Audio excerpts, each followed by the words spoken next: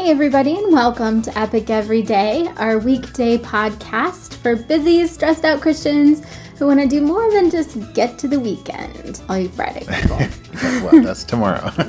I'm Liz Bergs, and this is my husband Evan. Good morning. And we're so glad you guys are here with us on this wonderful Thursday. Yes, we are. Thank you for giving us some of your time. And if this episode is interesting to you, please do share it with a friend. Let them know about the power of the CSCs.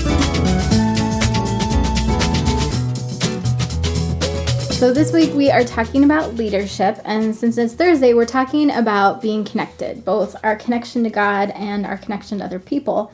So we thought we'd talk about what servant leadership looks like. Yeah, and I think, we think of Jesus as the suffering servant, so he's always our most powerful example of any of these categories. Right. But I think a real powerful example in our culture is police officers and firefighters. I mean, police officers. Yeah, well, the perfect one.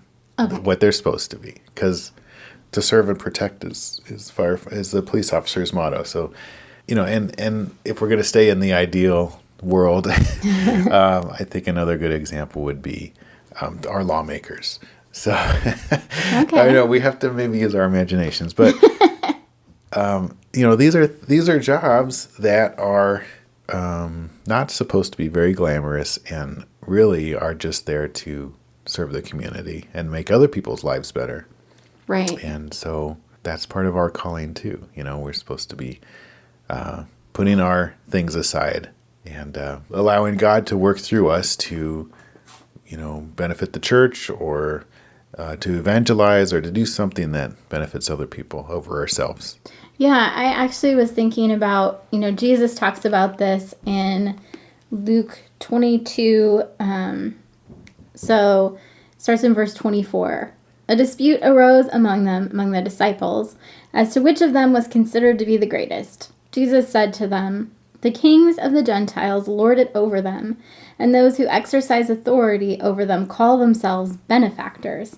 But you are not to be like that. Instead, the greatest among you should be like the youngest, the one who rules like the one who serves. For who is greater, the one who is at the table or the one who serves? Is it not the one who is at the table? But I am among you as one who serves. You are those who have stood by me in my trials, and I confer on you a kingdom, just as my Father conferred one on me, so that you may eat and drink at my table in the kingdom and sit on thrones, judging the 12 tribes of Israel."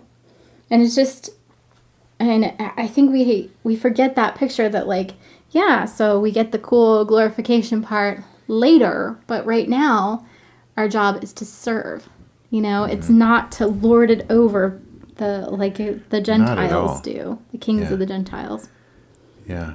I was also just reminded of, Timothy being encouraged by Paul to not let his youth be a stumbling block for his own thing. And I think that fits into this, whoever you are and you're called to serve. So go do that. Even if Timothy's called to be an elder over these people that are actually physically older than him. Right. And that's a tough job to do. So in that sense, he really is being a servant, but he's also being a leader. But, because he's maybe intimidated by some of these people around him. Yeah. Well, and just like you were saying, Jesus is our perfect example. I love in John 13 where it says that Jesus knew that the time had come for him to leave the world and go to the Father. Having loved his own who were in the world, he now showed them the full extent of his love. The evening meal was being served, and the devil had already prompted Judas Iscariot, son of Simon, to betray Jesus. Jesus knew that the Father had put all things under his power and that he had come from God and was returning to God. So he got up from the meal, took off his outer clothing, and wrapped a towel around his waist. After that, he poured water into a basin and began to wash his disciples' feet, drying them with the towel that was wrapped around him. And I'm just going to skip down to verse 12. When he had finished washing their feet, he put on his clothes and returned to his place. "Do you understand what I have done for you?" he asked them. "You call me teacher and Lord, and rightly so, for that is what I am. Now that I, your Lord and teacher, have washed your feet, you should also wash one another's feet. I have set you an example, that you should do as I have done for you. I tell you the truth, no servant is greater than his master, nor is a messenger greater than the one who sent him. Now that you know these things, you will be blessed if you do them. And I love that, because it starts by saying, Jesus is showing the full extent of his love, that he knew the Father had put all things under his power, and that he had come from God and was returning to God. So he gets up, And so I think sometimes we have this misconception that leadership is more that, like, I'm telling you what to do and you're going to do it. And or that we fall into the category of, I need my power affirmed. I'm being a leader because there's something broken in me where I am not confident in myself. And so I need you to fill some kind of need. And that's why I want to be in a leadership position. Yeah.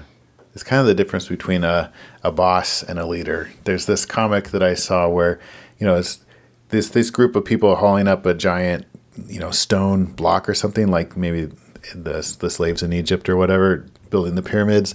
And so the boss is sitting on the stone and he's got a whip and he's like, hey, go faster. Oh. Whereas the leader is so awful. Yeah, but the leader is down there pulling as well and he's out in front and he's like, let's go this way, So yeah, that's what that servant leadership is.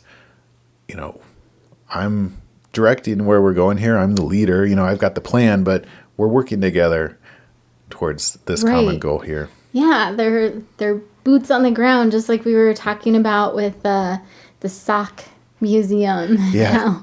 George Washington's socks were muddy with holes in them, and Martin Luther King Jr.'s socks were worn out from marching. Yeah, and I think there's a big idea here of it's way more, leadership isn't words, it's actions. It's like faith. It's not what we talk about, it's what we actually do. And a special word here to husbands is, when the way this works is we're called to love as Christ loved the church. We love our families, we love our wives that way. And that is such a high calling. And how are we, we need help to actually do that. We need our brothers' accountability. We need some transparency into what's really going on in our families. And we need to actually love and not just talk about love and not just direct where things ought to be and tell people what to do. Right. But if we're servant leaders, if we're like Christ, we're loving and we're laying our needs and our wants down for the benefit of our wives and our families. Right. Well, and I think it's so interesting because, in any context, not just husbands and wives, but if there's anybody being like, you should submit, like that's that kind of top-down, lording it over leadership. It's only, servant leadership is, I'm sacrificing for you. And that is so winsome to anybody, Yeah. It's winsome as a wife. It's winsome because this is something that Evan is amazing at. Wow. It's easy to submit to somebody who is sacrificing for you and who is never going to ask you to do something that isn't in your best interest already. Yeah, I think this comes back to actions over words. If and your ideal police officer would actually serve and protect. They wouldn't just run around talking about how much they serve and protect or bossing people around. They would do those things. And so if we're going to do this love stuff, submission will follow or respect. I mean, these things that we think we want and need, put that aside and do what Jesus asked us to do. Right. And maybe those things will come and maybe they won't. I mean, but that's not the point.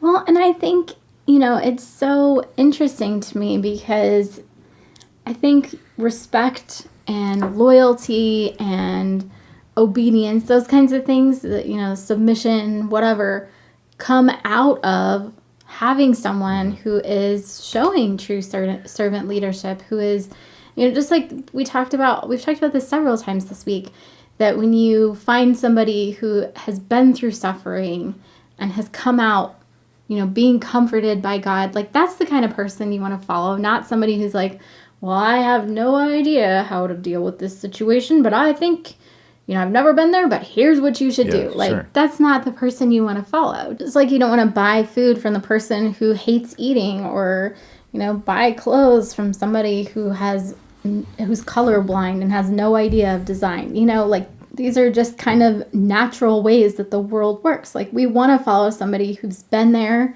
and who has, succeeded, whatever that looks like. Mm-hmm. So. And we need leaders who are really doing their jobs for someone else's benefit other than their own. So they're not seeking their own, respect or right, status they're not trying or to get something. Their needs filled. Mm-hmm. They're trying to help the people they're leading. Right. Yeah, that just makes such a difference. And if we come at it from that attitude, throughout our days and just say, like, how can I help this person right in this moment? Going back to the little things, like, one of the best things you can do that I've found when you're out and about is just get off your phone, smile at people, Yeah, sure. Make little conversations. Be available. Right. Yeah. And that is so transformative. I'm friends with one of the cashiers at our grocery store, and she's thanked me several times for just talking to her and treating her like a person. Right. Yeah. Because there are several people who don't get off their phones, who, treat cashiers like they're not even people. They don't need to be listened to. They don't need to be looked in the eye. And so just those little things are ways that we can serve other people and lead other people towards Jesus. Mm-hmm. Doesn't have to be a huge thing again. It's those small actions that add up because God is at work in them. As always, pick whether today is going to be awesome or not, whether you're going to strengthen those neural pathways to look for the good things, or you're going to strengthen those neural pathways to look for the woe is me kind of things, because whatever you look for, that's what you're going to find. And you can really make your life miserable. It's not that hard to just keep looking for the negatives and be like, man, life is awful. Yeah. We love you guys, and we are praying for you. Thanks to everybody that's been listening to the show and sharing the show. We really appreciate it. If you have found this episode helpful, please do share it. And come back tomorrow, and we're going to talk about letting go of our mistakes. That's a tough one. It is a tough one. All right, you guys, have a wonderful Thursday. See you later.